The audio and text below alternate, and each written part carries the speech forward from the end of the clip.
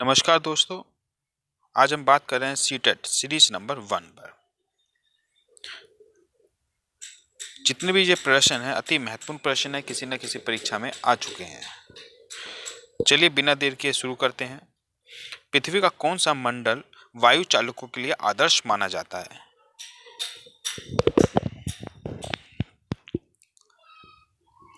वायु चालकों के लिए यहाँ जहाज उड़ते हैं, कौन सा माना जाता है? समताप मंडल वायु चालकों के लिए आदर्श माना जाता है। प्रश्न संख्या 2, रेडियो संचार के लिए सबसे बेहतरीन कौन सा मंडल आता है? रेडियो संचार के लिए आयन मंडल रेडियो संचार के लिए सबसे ज्यादा आदर्श माना जाता है। प्रश्न संख्या 3, हाइड्रोजन और हीलियम गैसों की प्रधानता पृथ्वी के कौन से मंडल में अधिक होती है? किसमें होती है? बहिर्मंडल में हाइड्रोजन और हीलियम गैसों की प्रधानता रहती है। प्रश्न संख्या 4, कौन सा मंडल उल्काओं के लिए आदर्श माना जाता है? आयन मंडल उल्काओं के लिए आदर्श माना जाता है। प्रश्न संख्या 5, कौन सा मंडल ओजोन परत रहती है? ओजोन परत किसमें रहती है? समताप मंडल में ओजोन परत रहती है। प्रश्न संख्या 6, पृथ्वी की कौन सी परत वायुमंडल के नजदीक है? कौन सी परत है? घ बहिर्मंडल वायुमंडल की सबसे ज्यादा नजदीक है। सबसे ज्यादा नजदीक कौन है? बहिर्मंडल। चलिए आगे चलते हैं। प्रश्न संख्या 7, वायुमंडल में कौन सी गैस की मात्रा सर्वाधिक अधिक है? नाइट्रोजन कितना है? नाइट्रोजन है 78.84%। फिर उसके बाद में ऑक्सीजन का नंबर आता है। ऑक्सीजन लगभग 20% है। कार्बन डाइऑक्साइड लगभग 0.031 है। सबसे कम वायुमंडल में कोई गैस की स्थिति है तो हाइड्रोजन की स्थिति 0.00005% हाइड्रोजन की स्थिति है। तो इसका आंसर क्या होगा? गैसों की सर्वाधिक मात्रा किसमें? नाइट्रोजन पृथ्वी पर सर्वाधिक मात्रा में पाई जाती है। प्रश्न संख्या 8, टुंड्रा जलवायु की विशेषता क्या है? क्या नहीं है? ऐसे प्रश्नों को बच्चों बहुत ध्यान से पढ़ना चाहिए। किसमें पूछा गया है, किसमें पूछा गया है नहीं है, आप जानते हैं, फिर भी यहाँ पे इसकी वजह से हमारा क्वेश्चन कई बार गलत हो जाता है। टुंड्रा जलवायु की विशेषता इनमें से कौन सी नहीं है? यहाँ लाइकेन एवं मास वन सामान्य रूप से मिलते हैं, ये भी सही है। यहाँ बिलजाट पवनें चलती हैं, ये भी सही है। यहाँ वर्षा 30 सेंटीमीटर से कम होती है, ये भी सही है। यहाँ शंकुधारी वन पाए जाते हैं, ये गलत है। इसका उत्तर होगा ये वाला। ये कहाँ पाया जाता है? ये टेंगा जलवायु जहाँ होती है वहाँ ये वन पाए जाते हैं। याद रखिएगा, टेंगा जलवायु का संबंध शंकुधारियों से है। शंकुधारी वन पाए जाते हैं। प्रश्न संख्या 9, और अधिवास की विशेषता क्या नहीं है? इसमें भी नहीं पूछा गया है। अधिवास की विशेषता क्या नहीं है?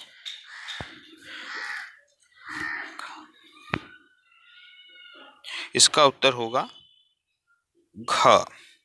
एस्किमो प्रजातियों द्वारा बर्फ से बनाए गए अर्धवृत्ताकार गोलाकार आवास हैं। इसका उत्तर होगा ये।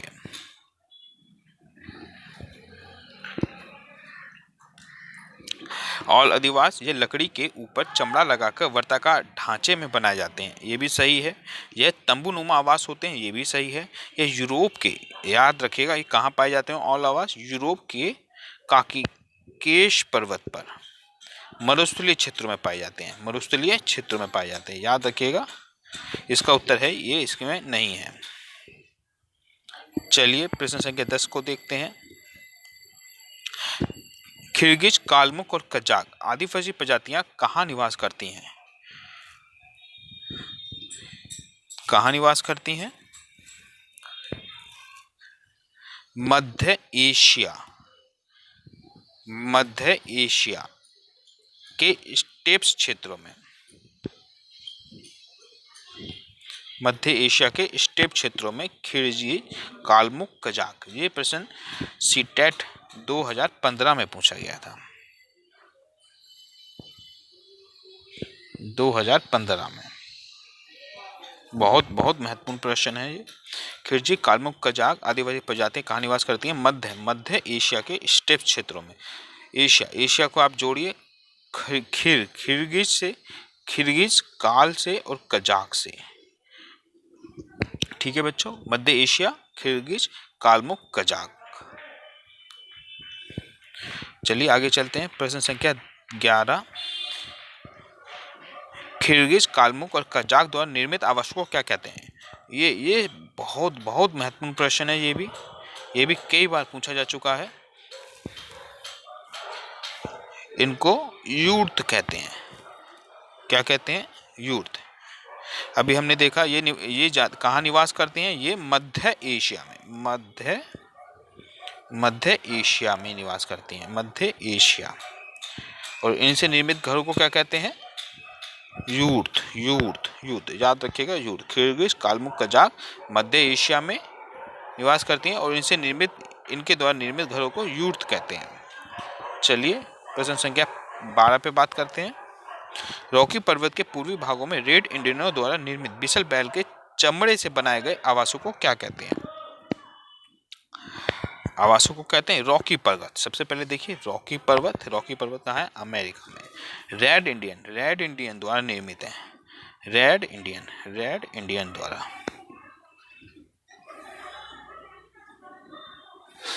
द्वारा निर्मित बिसल बैल के चमड़ों से निर्मित है, बिसल बैल के। इनके द्वारा निर्मित घरों को क्या कहते हैं? थीपी। थप्पी देना, ऐसे समझिए बच्चों, थप्पी देना, पीठ पे किसी को थपथपाते हैं, थप्पी देना। ये थप्पी देना, थपथपाना कहाँ चलता है? रेड इंडिया में चलता है। किसी को थपथपाना, थप्पी देना, पीठ पे शाबाशी देना, थप्पी देना, थपथपाना, रेड इंडिया इंडियन में चलता है। ये रेड इंडिया कहाँ है? रॉकी पे। रॉकी जो है रेड हो गया है, रेड कौन हुआ है? रॉकी हुआ है। और रॉकी जो है, रॉकी को थपथपाया जा रहा है, इस तरीके से समझने की कोशिश कीजिए। याद रखिए रॉकी पर्वत बिसल बैल के चमड़े थीपी से संबंधित है। बिसल बैल के चमड़ों से निर्मित बनाए गए आवासों को क्या कहते हैं? थीपी। चलिए आगे चलते हैं। प्रश्न संख्या 13। अफ्रीका के वाटू एवं काफिर तथा नेटाल के जोलू प्रजातियों द्वारा घास के निर्मित आवास को क्या कहते हैं? अफ्रीका, पहला शब्द देखिए अफ्रीका में कौन है? वाटू है, और वाटू, काफिर, नेटाल, 3 प्रजातियां हैं, 3 आदिवासी लोग हैं, वाटू, काफिर और वाटू के जोलू प्रजातियों द्वारा घास से निर्मित हैं ये। वहाँ रेड इंडियन कौन से बना रहे थे? बिसल बैल से बना रहे थे। और यहाँ घास से निर्मित है। घास से निर्मित आवासों को क्या कहते हैं? घास से निर्मित आवासों को काल कहते हैं। काल घास का निर्मित आवास है, तो वो एक काल का काम कर रहा है, कभी भी गिर सकता है। तो इस तरीके से याद रखिए, घास का संबंध किससे होगा? काल से हो गया। क्यों हो गया? क्योंकि ये आवास कभी भी गिर सकता है। वाटू, काफिर, नेटाल के जुलू प्रजातियों द्वारा निर्मित है ये। और ये कहाँ है? ये सारी प्रजातियां अफ्रीका।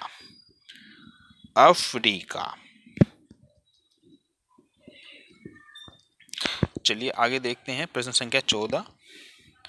उत्तरी रूस के ग्रामीण क्षेत्रों द्वारा तिकोना रंगीन दीवारों से निर्मित आवासों को क्या कहते हैं? अब यहाँ आ गया रूस। रूस में कैसा आवास बनना है? तीन कोनों का आवास बनना है। तीन कोनों का आवास को क्या कहते हैं? तीन कोनों इजबा। रूस का संबंध, इन तीनों का संबंध जोड़ना है। रूस का संबंध इजबा से है। इजबा का आवास कैसे बना रहे हैं? तीन कोनों का आवास। ठीक है बच्चों। उत्तरी रूस के ग्रामीण क्षेत्रों द्वारा तिकोन रंगीन दीवारों से निर्मित आवासों को क्या कहते हैं? इजबा। प्रश्न संख्या 15 देखते हैं। संख्या 15,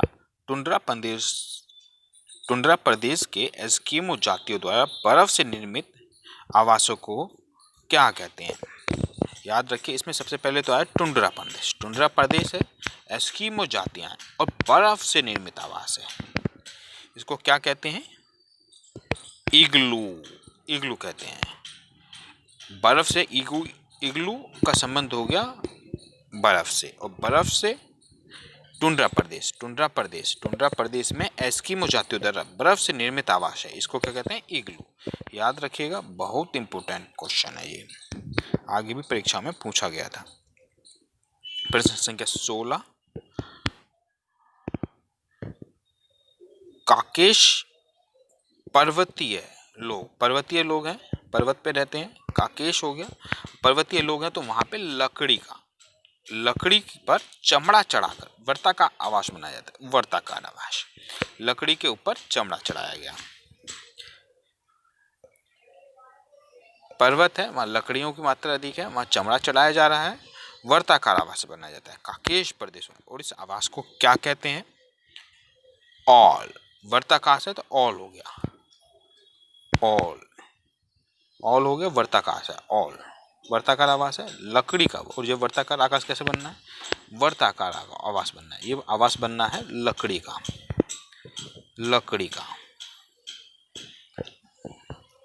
ऑल, ठीक है ना, ऑल।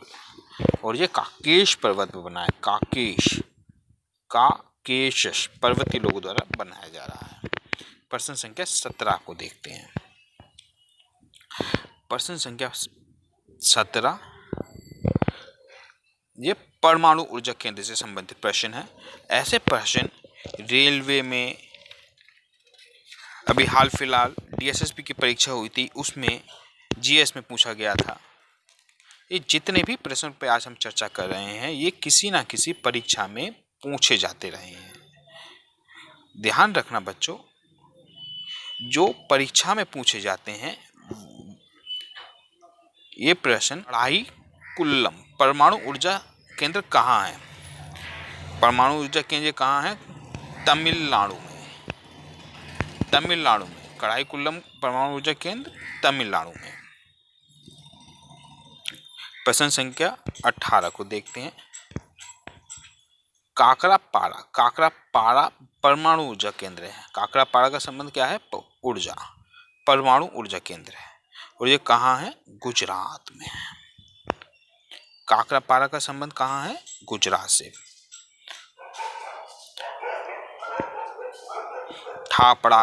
थापड़ा इस तरीके के शब्दों का उपयोग कहाँ होता है? गुजरात में। याद रखिएगा, काकरापाड़ा गुजरात में। प्रश्न संख्या 19, कैगा परमाणु ऊर्जा केंद्र कहाँ है? कैगा परमाणु ऊर्जा केंद्र, कैगा में क्या है? ऊर्जा। ये कहाँ है? कर्नाटक में है। याद रखिएगा, कैगा कर्नाटक में। प्रश्न संख्या 20, कलपक्कम परमाणु ऊर्जा केंद्र है। और कलपक्कम किसने बनवाया था? कलपक्कम बनवाया था इंदिरा गांधी जी ने बनवाया था। इंदिरा गांधी ने कब बनवाया था? कल बनवाया था। कल से कलपक्कम बना है। और कलपक्कम कहाँ है? तमिलनाडु में। कलपक्कम परमाणु ऊर्जा केंद्र कहाँ है? तमिलनाडु में। प्रश्न संख्या 21, नरोरा परमाणु ऊर्जा केंद्र कहाँ है? नरोरा परमाणु ऊर्जा केंद्र उत्तर प्रदेश में। याद रखिएगा, बहुत पूछा गया है परीक्षाओं में ये क्वेश्चन भी। नरोरा परमाणु ऊर्जा केंद्र उत्तर प्रदेश में। धन्यवाद बच्चों।